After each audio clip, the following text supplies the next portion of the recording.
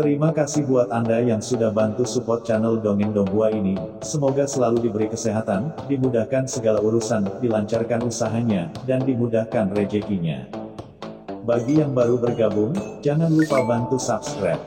Aktifkan tanda lonceng. Klik like, komen, dan share channel Mimin ke penjuru alam semesta. Oke, silahkan pasang headset dan siapin secangkir kopi. Mari kita kancutin ceritanya. Martial Master, Dongeng Donghua. Bab 5561. Menjelajahi kebenaran. Sial. Molly tiba-tiba merasa bahwa menerobos Kaisar Agung tidak lagi baik. Qin Chen memandang Molly, yang ekspresinya terus berubah di depannya, dan tersenyum dingin. Berkata, "Molly, ada apa? Setelah menerobos Kaisar Agung, kepercayaan diri saya melonjak. Bagaimana kalau Anda dan saya memberi isyarat? Lihat betapa kuatnya Anda setelah terobosan Anda. Apakah kamu berani berbicara kepadaku seperti ini?" Qin Chen mencibir di sudut mulutnya dan memandang Molly dengan jijik. Boom! Di dalam tubuhnya, niat membunuh yang mengerikan naik ke langit, dan ada nafas penghakiman yang samar melonjak. Molly menggigil, dan hatinya tiba-tiba menjadi kosong, dan dia buru-buru melambaikan tangannya. "Ahem, Qin Chen, apa yang kamu lakukan? Kami berdua bangkit dari benua Tianwu dan telah bertarung satu sama lain berkali-kali. Kami baru saja menerobos Kaisar Agung. Apa yang bisa disaingi? Cepat singkirkan senjatamu, sungguh menakutkan." Molly melambaikan tangannya berulang kali, dan keringat dingin hampir keluar di dahinya. Pada saat ini, dia tiba-tiba terbangun, dan dia hampir lupa siapa anak itu. Belum lagi dia telah menembus Kaisar Besar, lalu bagaimana jika dia adalah salah satu dari 4 Kaisar Besar seperti Kaisar Netherworld? Mengapa tidak bernyanyi tentang penaklukan saja di depan anak itu? Aku hampir tertidur sekarang. Oh. Melihat apa yang dikatakan Molly, Qin Chen mengangguk dan ekspresinya sedikit melembut. "Apakah kamu sudah merawat utusan suci teratai hitam?" Molly buru-buru mengangguk, "Sudah diurus." Setelah mengatakan ini, dia tanpa sadar mengangkat tangannya, dan berdengung, bayangan jiwa hitam tiba-tiba muncul di dalam gua. Itu adalah utusan suci teratai hitam. Ledakan. Dan ketika jiwa utusan suci teratai hitam muncul di dalam gua lagi, kekuatan tolakan yang mengerikan langsung menekan utusan suci teratai hitam. Menyebabkan dia langsung mengerang dan jiwanya bergetar. Itu adalah kekuatan menjijikkan dari dunia bawah. Bagi utusan suci teratai hitam, datang dari laut jiwa iblis ke dunia luar seperti pergi langsung dari planet tanpa gravitasi ke bintang neutron, gaya tolak yang kuat langsung menekannya dan membuatnya sangat tidak nyaman. Dewasa. Utusan suci teratai hitam menahan rasa sakit dan buru-buru berlutut di hadapan Molly dan berbicara dengan hormat. Tidak jauh dari sana, Taiyin Mingnu, yang diinjak-injak di bawah kaki Kaisar Simei, melihat pemandangan ini. Dia masih memiliki harapan, dan hatinya tiba-tiba putus asa. Dia mengubah warnanya dan berkata, "Utusan suci teratai hitam, kamu sebenarnya menyerah pada anak ini. Bagaimana mungkin?" Ada rasa tidak percaya di matanya, dan dia tidak percaya dengan apa yang dilihatnya. Sombong. Wajah utusan suci teratai hitam berubah setelah mendengar ini, dan dia tidak dapat menahan diri untuk tidak berteriak dengan marah. "Taiyin Mingnu, kamu berani menyebut keluarga kerajaan anak nakal. Kejahatan apa yang harus kamu lakukan?" "Yang mulia keluarga kerajaan." Wajah Taiyin Mingnu jelek dan dia tampak terkejut. Keluarga kerajaan Abais, anak di depan mereka yang baru saja menerobos menjadi Kaisar Agung. Kemarahan pengkhianatan yang kuat tiba-tiba muncul di hati Taiyin Mingnu.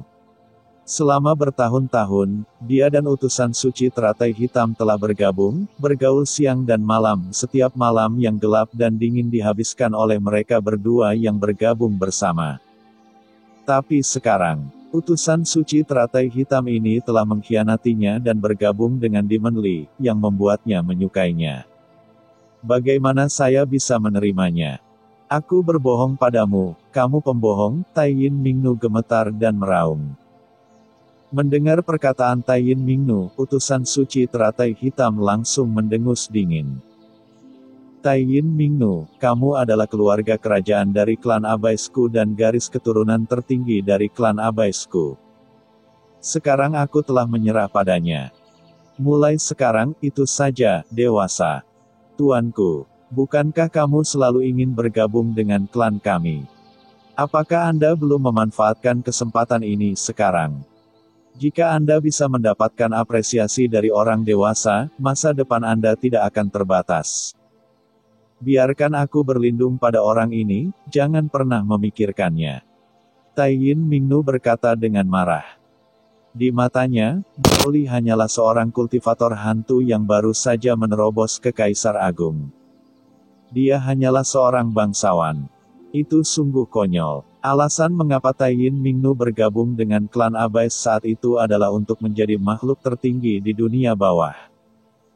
Namun siapa sangka utusan suci teratai hitam dapat dengan mudah diperbudak oleh anak laki-laki di depannya. Hal ini membuat hati taunya yang telah dia pegang selama bertahun-tahun tiba-tiba menjadi tidak stabil, runtuh.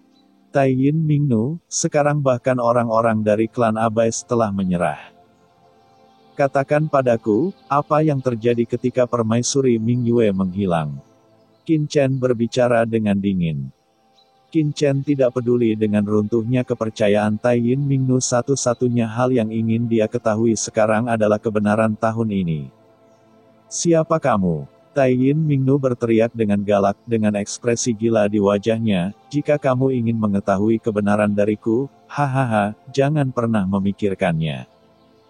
Kaisar Netherworld menyipitkan matanya dan berkata dengan dingin, Qin Chen muda, jangan bicara omong kosong padanya, cari saja jiwanya.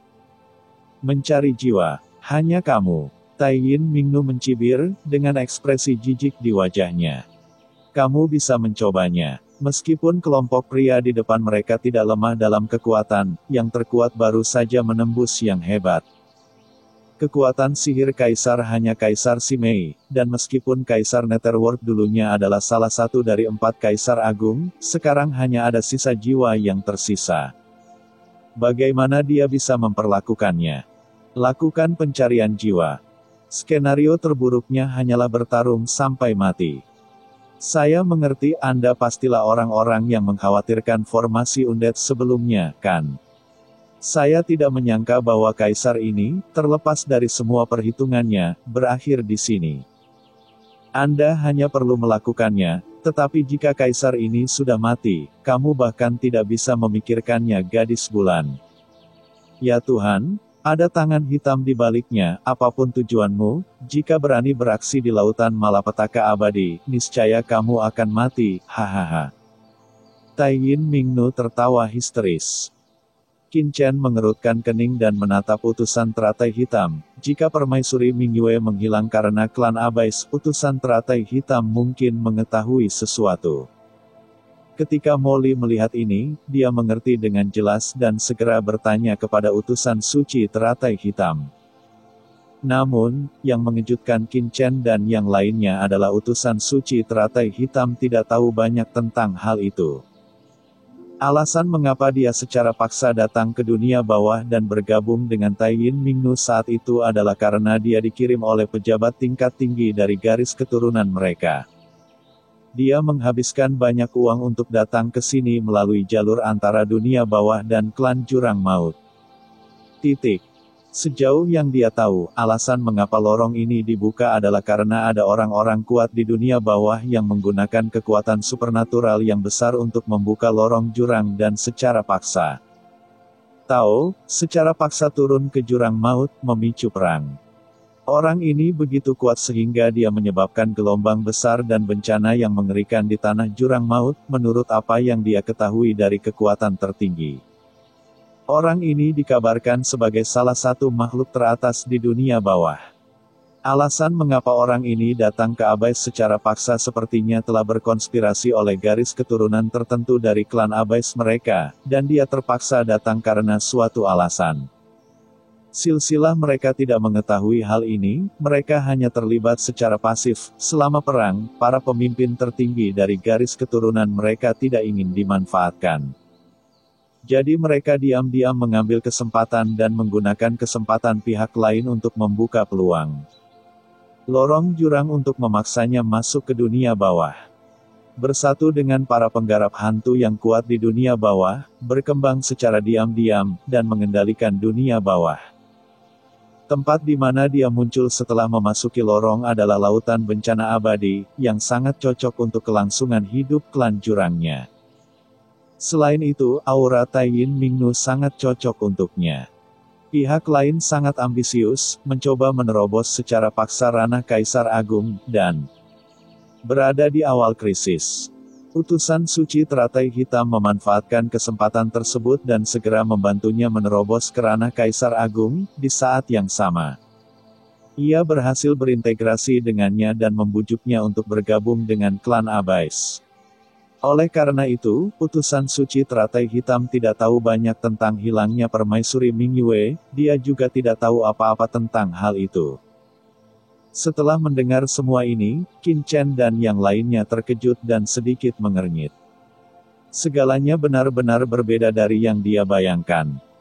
Awalnya, dalam imajinasi Qin Chen, setelah permaisuri Mingyue menghilang, Tai Yin Mingnu menerobos. Selain itu, orang ini berkolusi dengan klan Abais, dan kemungkinan besar dialah pembunuh yang menjebak permaisuri Mingyue. Bahkan jika bukan, dia tidak bisa melarikan diri darinya. Itu tidak masalah. Tapi yang tidak dia duga adalah hilangnya utusan suci teratai hitam dan permaisuri Mingyue tidak ada hubungannya satu sama lain. Selain itu, ada orang kuat dari dunia bawah yang memaksa masuk ke dalam pertempuran antara klan Abais, yang juga mengejutkan Qin Chen dan yang lainnya. Terutama Kaisar Netherworld menggelengkan kepalanya berulang kali, mengatakan bahwa tidak mungkin ada keberadaan yang begitu kuat di dunia bawah. Jurang maut sangat menakutkan dan mengandung aura jurang maut yang tak ada habisnya. Meskipun Kaisar Netherworld adalah salah satu dari 4 Kaisar Agung dan mengaku tak tertandingi di alam semesta, dia tetap tidak berani masuk ke jurang maut untuk mengambil tindakan. Begitu pula dengan jurang maut. Daripada mencari kematian. Namun, mata Qin Chen berkedip dan dia memikirkan sebuah keberadaan. Dewa Hades. Dia berkata dengan dingin. Begitu pernyataan ini keluar, semua orang terkejut, dan kemudian mengerutkan kening sambil berpikir. Dewa Hades adalah legenda kuno di dunia bawah, sosok yang ada di zaman kuno. Dia kemudian menghilang secara misterius.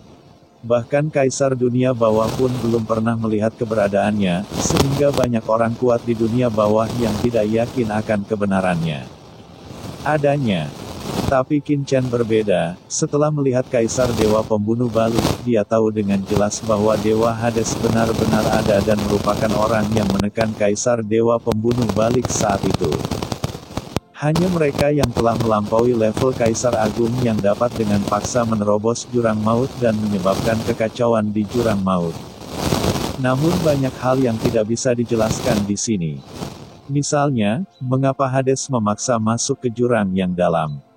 Contoh lainnya adalah sejak Hades masih hidup saat itu, mengapa tidak ada kabar darinya di dunia bawah selama bertahun-tahun. Ini adalah tempat-tempat yang tidak bisa dijelaskan. Pada akhirnya, Qin Chen hanya bisa mengalihkan perhatiannya ke Tai Yin Mingnu lagi, orang ini mungkin mengetahui sesuatu. Tuan, jika Anda ingin mencari jiwa gadis dunia bawah Tai Yin ini, bawahan saya punya cara. Utusan suci teratai hitam mengamati kata-katanya dan dengan sukarela memberikan saran. Oh, semua orang tidak bisa tidak melihatnya. Utusan suci teratai hitam Lian Xin berkata, saya selaras dengan jiwa gadis Tai Yin Ming ini. Selama bertahun-tahun, jiwa telah menyatu lebih dari 50%. Jika bawahan saya dapat memasuki tubuh orang ini dan menyatu dengan jiwanya laut lagi, aku bisa membuat jiwanya lautan jika kamu membiarkan orang dewasa mencari. Kamu bahkan bisa membuat mereka mematuhi perintah dan melayani orang dewasa. Kamu Wajah Taiyin Mingnu tiba-tiba berubah setelah mendengar ini, dan dia meronta dengan keras. Ini ide yang bagus, jadi tunggu apa lagi? Ayo kita lakukan, kata Qin Chen, matanya dingin, dan dia bahkan melihat keluar gua. Pada saat ini, dia juga merasakan pergerakan dari dunia luar, dan mengetahui bahwa Kaisar Abadi menghentikan matahari Pluto dan bintang gelap Pluto untuknya, dan situasinya mendesak. Tapi utusan suci teratai hitam tidak mengambil tindakan apapun, dia hanya diam-diam menatap Molly dan mendengarkan perintahnya. Tindakan ini segera membuat Molly diam-diam merasa bahagia, dan dia merasakan kepuasan yang luar biasa di hatinya. Hei, karena Qin Chen sudah memberitahunya, lakukan saja, kata Molly dengan bangga, diam-diam bangga di dalam hatinya, cek-cek Qin Chen sepertinya sangat diperlukan baginya. Ya Pak. Utusan suci teratai hitam segera memberi hormat, dan kemudian dengan keras, seluruh tubuhnya berubah menjadi bayangan hitam dan langsung tenggelam ke dalam tubuh Taiyin Mingnu. Ah! Taiyin Mingnu berteriak, tetapi dia tidak dapat menghentikan invasi utusan suci teratai hitam. Setelah bertahun-tahun, keduanya benar-benar menjadi satu tubuh dan dapat dengan mudah bergabung.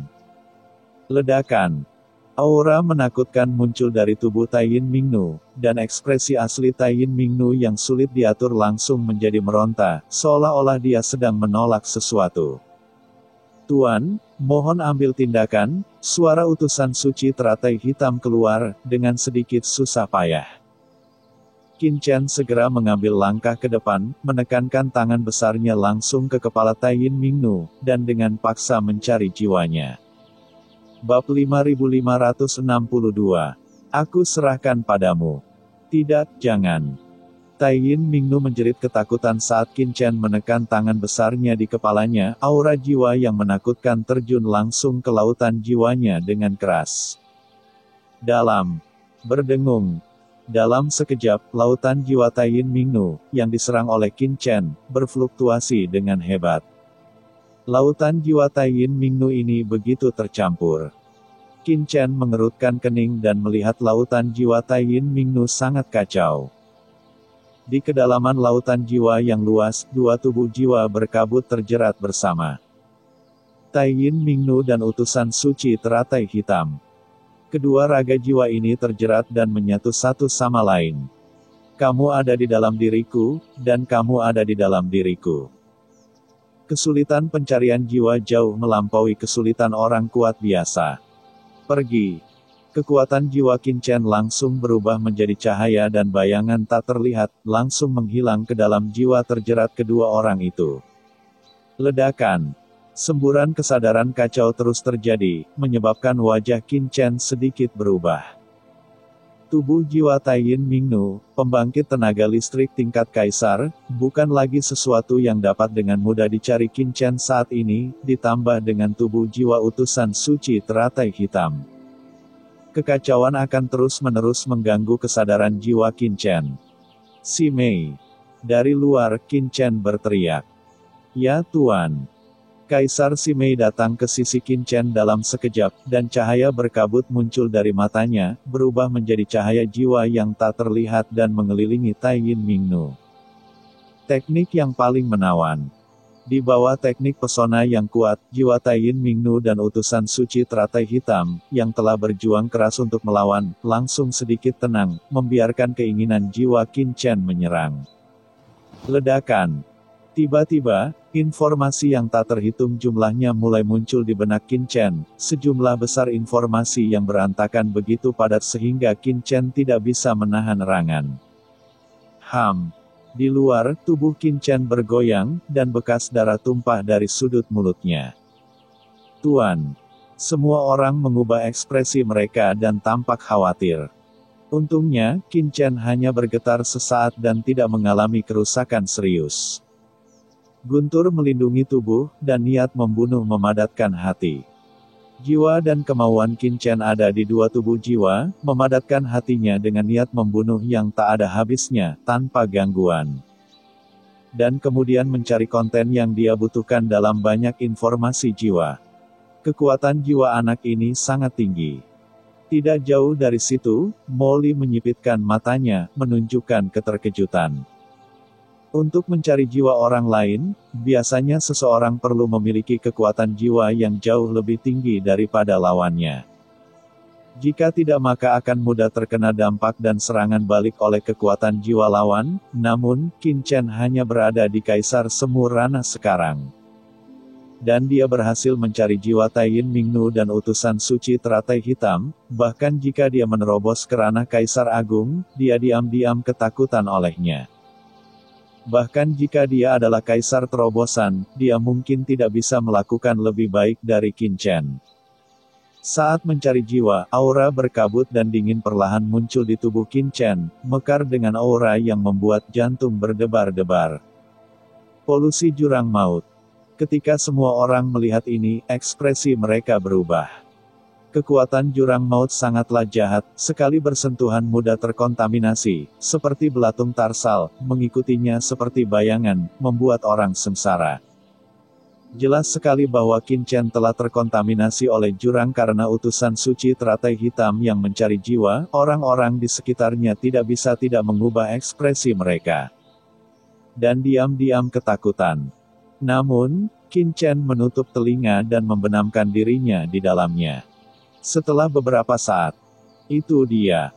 Qin Chen tiba-tiba menarik kembali kesadarannya, membuka pupilnya, dan meledak. Dua sinar petir keluar dari pupilnya, menembakkan sinar cahaya yang dingin dan tajam. Pesan yang tak terhitung jumlahnya terlintas di benaknya, dan dia telah menangkap banyak informasi yang berguna baginya. Kekuatan jurang maut. Kemudian, Qin Chen mengerutkan kening dan melihat kekuatan jurang di tubuhnya, dan segera mengaktifkan kekuatan guntur di tubuhnya. Dengan keras cahaya guntur yang menakutkan menyebar, langsung mencemari jurang maut. Dimusnahkan dan berubah menjadi ketiadaan. Tidak jauh dari situ, kelopak mata Kaisar Netherworld bergerak-gerak dan dia terdiam beberapa saat. Sial, kekuatan jurang yang membuat seluruh alam semesta sangat menakutkan, bagaimana orang ini bisa semudah makan dan minum. Nah Qin Chen, apa yang ada dalam pikiran Taiyin Mingnu? Kaisar Netherworld buru-buru melangkah maju untuk bertanya. Masalah permaisuri Mingyue tidak ada hubungannya dengan dia. Qin Chen menyipitkan matanya dan menjelaskan kepada semua orang. Seperti yang dikatakan utusan suci teratai hitam sebelumnya, alasan mengapa Taiyin Mingnu mampu menerobos ke ranah Kaisar Agung memang karena kedatangan utusan suci teratai hitam tahun itu. Bukannya mengkhianati permaisuri Mingyue. Dan setelah berhasil menerobos ranah Kaisar Agung, ia juga berhasil menjadi salah satu dari 3 Kaisar Agung Laut Bencana Abadi, dan memiliki kualifikasi untuk duduk di sini. Namun menurut pengamatan Taiyin Mingnu selama bertahun-tahun, alasan mengapa Laut Kesengsaraan Abadi mampu hidup damai dan harmonis selama bertahun-tahun adalah karena pasti ada ahli terkemuka yang merencanakannya secara rahasia, dan masyarakat. Di balik plot ini kemungkinan besar adalah Kaisar Ming 5 Gunung dan Kaisar Aula ke-10 Yama, seseorang di antara 4 Kaisar Agung. Selain itu, menurut analisis Taiyin Mingnu, ketika Sun Mingnu dan bintang kegelapan Mingnu menerobos ke alam Kaisar Agung, seseorang pasti telah mengkhianati Mingyue. Dia mengkhianati permaisuri Mingyue dan mendapatkan keuntungan dari orang-orang di balik rencana tersebut, sehingga dia bisa berhasil. Namun orang ini kini bersembunyi di lautan bencana abadi, diam-diam mematuhi perintah orang yang mengatur rencananya, dan telah menunggu hingga hari ini. Hanya saja siapa di antara keduanya yang mengkhianati permaisuri Mingyue, Taiyin Mingnu masih belum jelas, selama bertahun-tahun. Dia hanya berusaha sekuat tenaga untuk berintegrasi dengan utusan suci teratai hitam, berusaha mendapatkan kesempatan warisan yang ditinggalkan permaisuri Mingyue. Karena menurut analisisnya, ketika permaisuri Mingyue pergi, dia pasti telah meninggalkan peluang warisan tertinggi di lautan bencana abadi ini, dan sejauh ini belum diambil oleh siapapun. Hanya saja sangat sulit untuk mendapatkan warisan kebetulan itu, ketiga gadis dunia bawah diam-diam memikirkan berbagai cara tapi mereka tidak bisa mengendalikan lautan bencana abadi. Jadi mereka tidak punya pilihan selain menyerah. Mendengarkan cerita Qin Chen, Kaisar Netherworld mengerutkan kening. Apakah hilangnya permaisuri Mingyue karena rancangan Kaisar Ning dari 5 gunung dan Kaisar Neraka dari Istana ke-10? Ditambah pengkhianatan gadis Nether di bawah komandonya. Salah. Dia menggelengkan kepalanya berulang kali. Dengan kekuatan permaisuri Mingyue, bagaimana dia bisa dijebak untuk hal kecil ini? Kalau dipikir-pikir, itu pasti masih ada hubungannya dengan klan Abyss. Dengan cara ini, selain berkolusi dengan 4 kaisar lainnya, salah satu dari 2 gadis besar dunia bawah kemungkinan besar juga berkolusi dengan klan Abyss. Tidak, sama seperti gadis dunia bawah, mustahil untuk berkolusi dengan klan Abyss. Gadis dunia bawah mungkin hanyalah boneka, dan 4 kaisar agung di belakangnya adalah tangan hitam. Sialan, kedua bajingan ini berani berkolusi dengan Abyss. Kaisar Netherworld berkata dengan marah, dan dia sangat marah. Dia sekarang curiga bahwa alasan mengapa dia jatuh ke laut kosmik tahun itu kemungkinan besar karena jebakan dari 2 orang ini. Qin Chen, kedua gadis dunia bawah itu ada di luar sekarang. Mengapa kita tidak keluar, menangkap mereka, dan menanyai mereka dengan jelas? Kaisar Netherworld berkata dengan marah. Tidak penting. Qin Chen melirik gadis dunia bawah Taiyin yang terpuruk di sana setelah mencari jiwa, berlumuran keringat dingin, lalu melihat kehampaan pulau Taiyin di luar gua, dan berkata dengan dingin. Karena salah satu dari 2 gadis dunia bawah ini berkolusi dengan 4 kaisar agung, lalu begitu Anda maju ke depan, berita di sini pasti akan disebarkan kembali. Dengan kekuatan 10 istana kaisar neraka dan kaisar dunia bawah 5 gunung, saya khawatir tidak akan lama lagi lautan bencana abadi akan datang. Pada saat itu, Qin Chen menggelengkan kepalanya. Jika Kaisar Neraka Istana ke-10 dan Kaisar Dunia bawah 5 gunung datang, apakah tidak ada yang bisa menghentikan mereka? Itu hanya akan menimbulkan krisis. Apa yang harus kita lakukan? Kaisar Netherworld mengerutkan kening.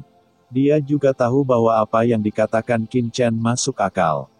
Dengan keadaan sisa jiwanya saat ini, proyeksi 10 istana Kaisar Neraka dan Kaisar Dunia bawah 5 gunung hampir sama. Jika tubuh aslinya datang, dia mungkin tidak bisa untuk menahan tekanan.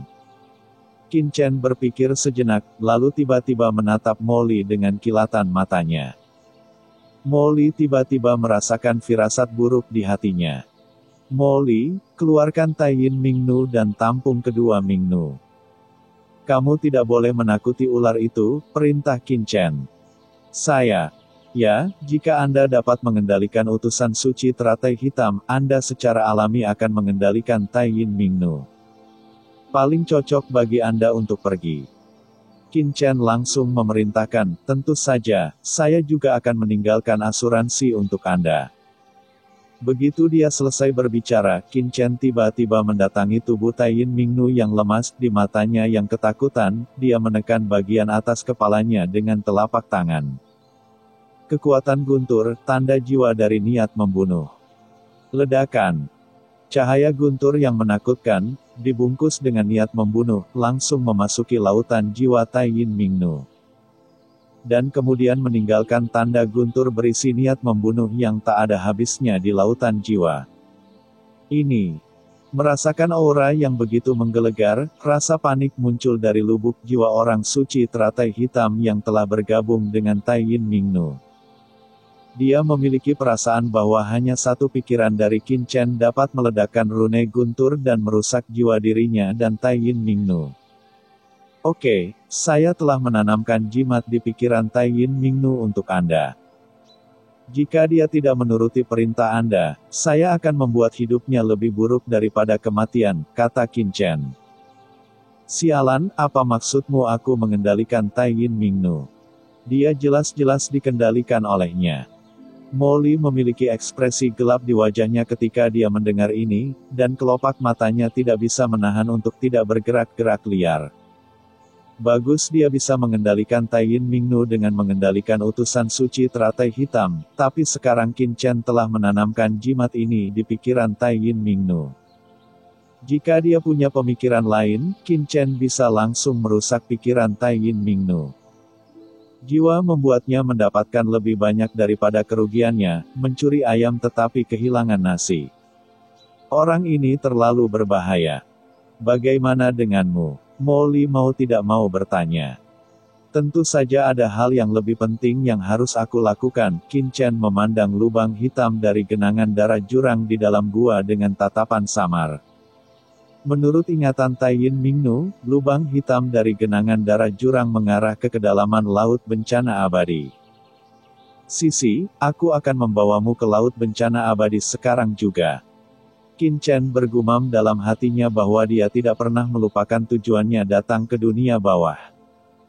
Molly, aku serahkan Pulau Tai Yin ini padamu. Ketika dia selesai berbicara, Qin Chen tidak membuang waktu, dia mengangkat tangannya dan formasi langit terlarang 9 meter yang awalnya menutupi gua langsung disingkirkan olehnya. Diikuti oleh Kaisar Simei, Kaisar Netherworld, dan leluhur Gargoyle, yang juga disingkirkan oleh Qin Chen. Kemudian tubuh Qin Chen bergoyang, dan dia tiba-tiba menyapu ke arah jurang genangan darah, dan seluruh tubuhnya tiba-tiba menghilang, hanya menyisakan Molly dan Tai Yin Mingnu. Hari saya. Molly tampak kosong. Qin Chen, anak ini, baru saja meninggalkannya di sini. Ya, cerita pun bersambung. Nantikan episode Martial Master selanjutnya tetap di channel Dongeng Donghua ini. Terima kasih buat Anda yang sudah mengikuti alur dari channel Dongeng Donghua, dan yang sudah bantu subscribe. Semoga selalu diberi kesehatan, dilancarkan usahanya, dan dimurahkan rezekinya. Bagi yang suka dengan alur cerita Donghua yang lainnya, silahkan cek di playlist, yang tentunya pasti tidak akan kalah seru ceritanya. Dan semuanya sudah Mimin rangkum di sana. Semoga bisa terhibur dan terima kasih.